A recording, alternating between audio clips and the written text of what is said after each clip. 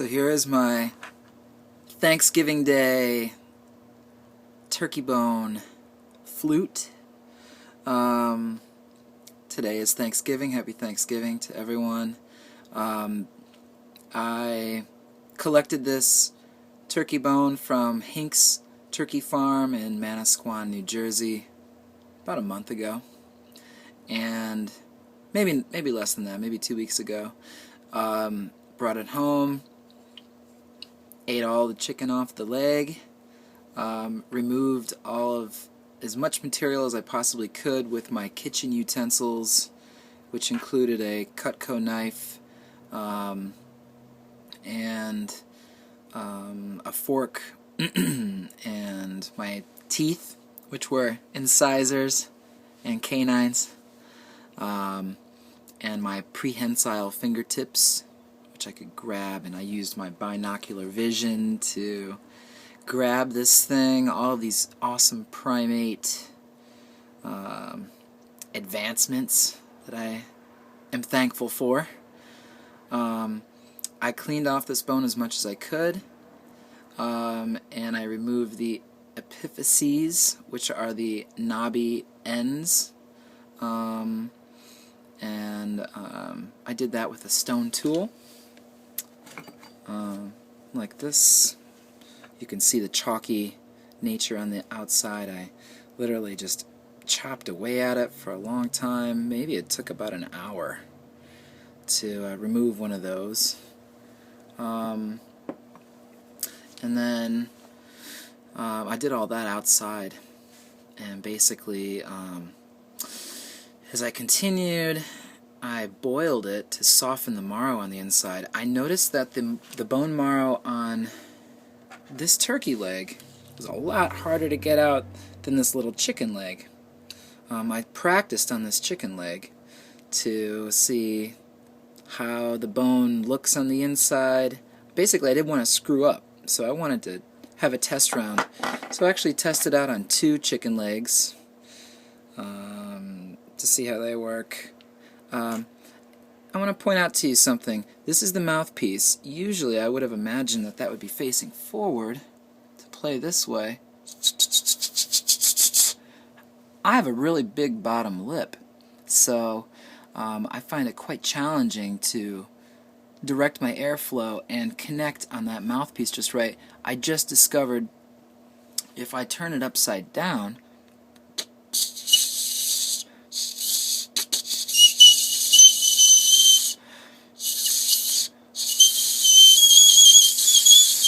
I can get a pretty loud whistle out of it. If I was in the woods, I'm sure that with this whistle I could get some attention if I needed to, which from an anthropological standpoint, I was thinking maybe early Upper Paleolithic ancestors of ours, no matter what their name might be. Maybe this was originally a tool utilized for safety. Maybe the bad guys are coming, and you gotta prepare yourselves for some quick war.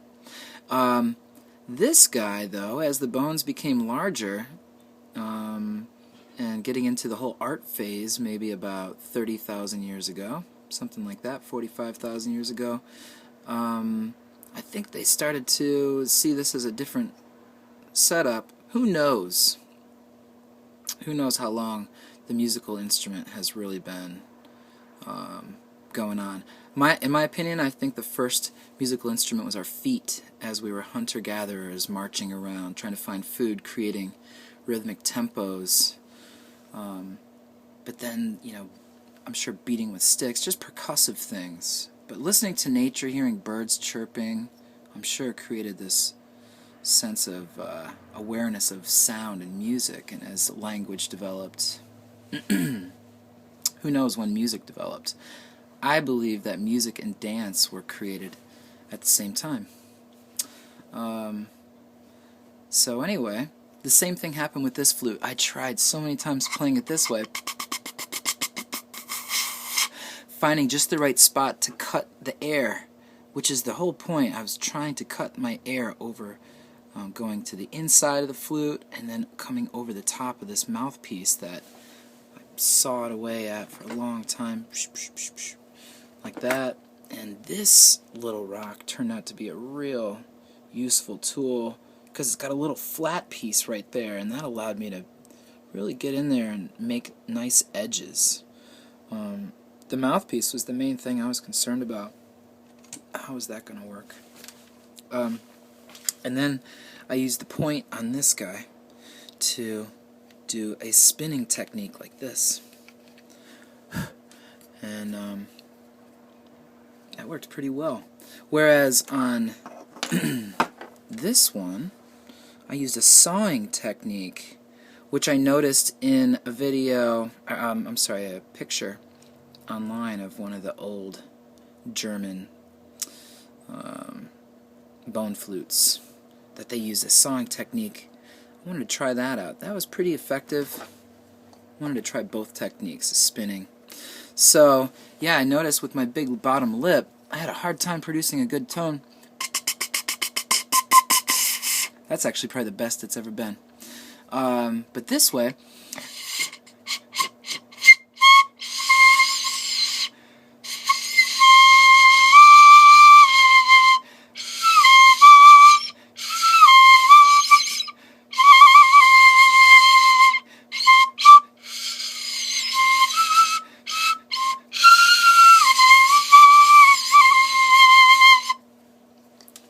I'm really impressed with that. I'm going to take you back a little bit through some other videos I've made leading up to this point. Happy Thanksgiving. I hope it's a great one for you.